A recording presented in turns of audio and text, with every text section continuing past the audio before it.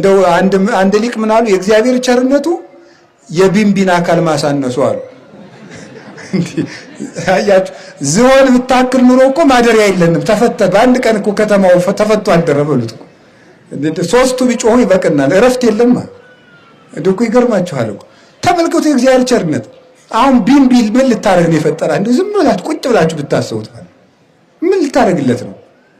ምንም። ይገርማል እኮ እና የእግዚአብሔር ቸርነት ምድርን ሞላ ስትውት ይሄን አይንጡ ጉርጡን ምናምን ትርጉሙን የማናውቀውን ፍጥረት ሁሉ መፍጠሩ የእግዚአብሔር ቸርነት ምድርን ሞላ። ተዋቸውና እነሱን እንዴት አድርጎ በቸርነቱ ለኛ ተጨንቆ እንደፈጣ አሁን ወደኛ መጣለው። እነሱን ይቅርና እኛን ፈጥሮ እግዚአብሔር ምን ይጠቀማል? ይጠቀማል? እንኳንስ ከኔና ከናንተ ከተራ ኃጢአተኞች ይቅርና ከሰማዕታት ከጻድቃን ክርስቶስ ይጠቀማል? እግዚአብሔር ይጠቀማል? አይጠቀምም።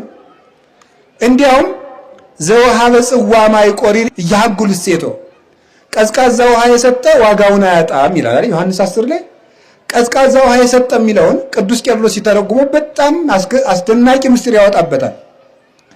ቀዝቃዛ ውሃ የተባለ እንደው ውሃ የዘከረ ነው በቁሙ ዳሃ። ምስጢሩ ግን ምን ብሎ ይተረጉመዋል?